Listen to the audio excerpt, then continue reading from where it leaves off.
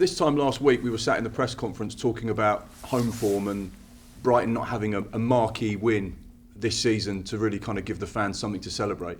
You certainly delivered that with the game against Manchester United. Has that shown, not just in one game, but what this football club has done in terms of progression and where you're at moving forward?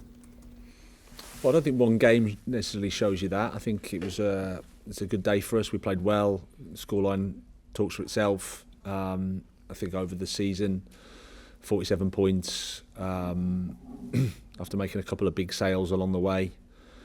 I think the style of play has developed in terms of how we want to play.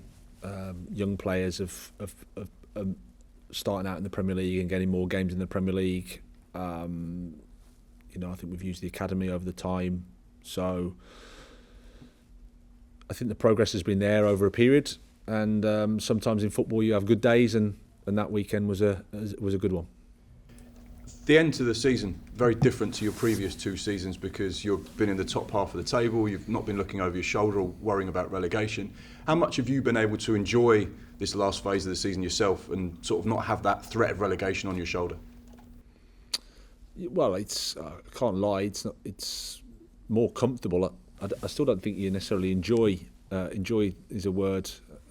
Needs to define that because there's always games and there's always things you have to solve and there's always trouble round the corner, and we have to prepare well. We have to make sure we're ready for Ellen Road. We're not relaxing anymore. We're trying to finish off the season as strongly as we can. So, but at the same time, I think you can also be happy with what we've done so far. Like I said, 47 points. That's a record we've ever had. We want to add to the total.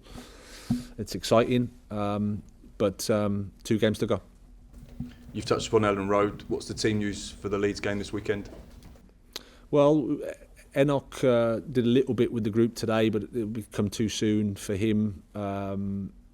Jeremy's making good progress, but still away. So I think we'll pretty much have the same group that we had for Manchester United. And in terms of Leeds, clearly going through a challenging time at the moment in the bottom 3 of the Premier League.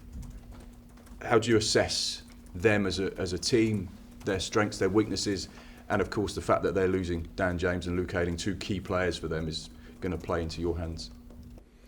Well, I think the thing to say is it's Ellen Road, the last home game of the season for them, last chance for them to support the team. So we're expecting a hostile, tough, challenging environment. I think you can see what Jesse's trying to do. They've had 3 games against top teams, in fairness, which can knock you away a little bit. But you can see what they're trying to do. They've had some good results as well. So the things that you associate with Leeds, I think, are still there in terms of the intensity, in terms of how they want to get the ball back and how they want to attack quickly. So it's going to be a fight. It's going to be a tough match. We're looking forward to it. Have you had to speak to your team about the noise, the atmosphere, the fans, because they're such a big factor at Ellen Road? How do you sort of prepare them for that? How do you train with that? Well, you have to make them aware, of course, because you don't want to just walk in and what's going on here. I think we expect, like I said, a hostile game. We expect aggression. We expect all that because obviously Leeds are fighting for their lives, and the supporters are going to be, trying to help them as much as they can. So it's up to us to try to change that narrative and make it more difficult for them, but it's going to be a test, and like I said, the guys are looking forward to it. It's a good game for us. It's not like we're playing against another team with nothing to play for, if you like. We're in a real good fight against a team fighting for their lives, and we have to make sure we go there and perform well. Would Leeds be a loss to the Premier League if they were relegated?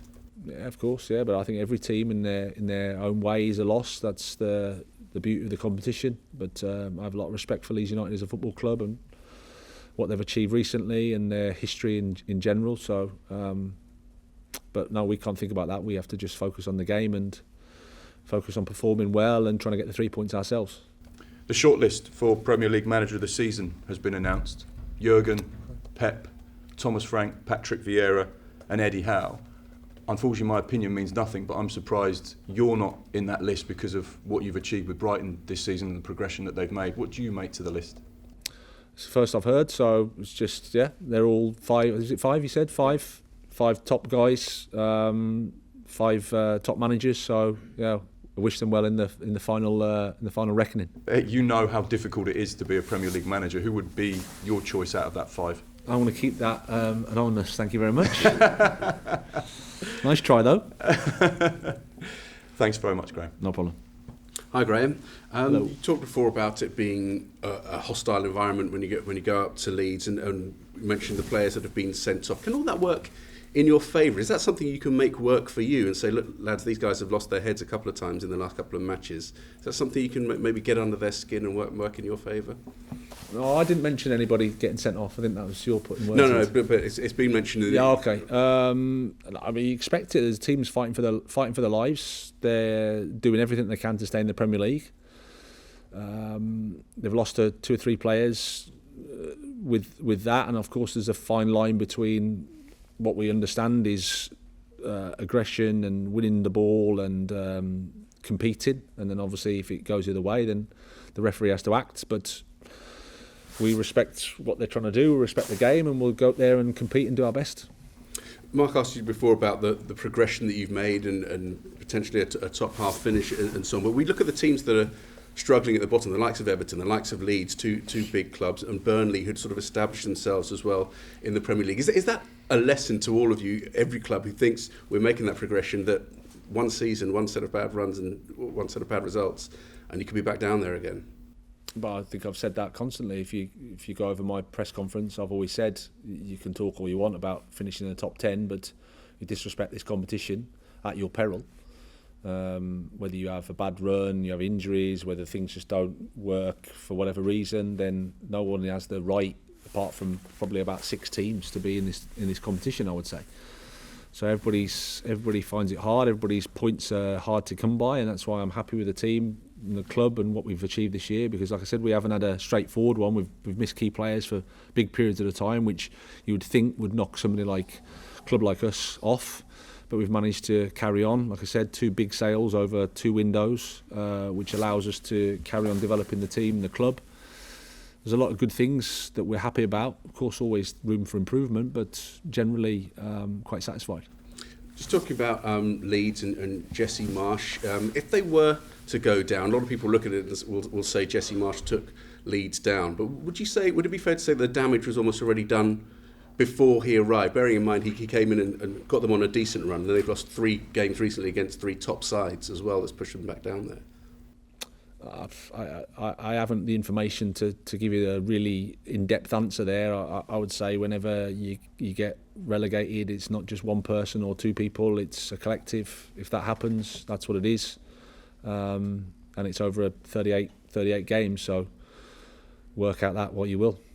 And just finally from me, and just going back to the whole idea of progression, but just looking back over the last few seasons with Brighton, you've had phases where you've gone long periods without a win, and then you find some form, you win matches. Have you been able to work out why that pattern has happened? And is it something that you've gathered information on over those last few years, that perhaps going into next season you can see why those things happen and how you can avert them? Well, I mean, apart from the fact that it's the Premier League, and to win consistently, apart from maybe Manchester City and Liverpool, isn't so easy to do. I think pretty much everybody's in the same position. So you can look at it 2 ways. You can look at it as a positive or a negative. I mean, we've been consistent. People talk about consistency. We've been quite consistent in terms of the points we've got over 2 years, 41 and 41. That's consistent. It might not be good enough. People have an opinion that we should be doing better. That's up to them, I guess. My point is progress, young players starting in the Premier League, gaining valuable experience, players playing from outside the Premier League coming into the Premier League, gaining valuable experience, growing the football club in terms of the assets on the pitch. And then if you can keep that moving forward, then that's how you can get better results.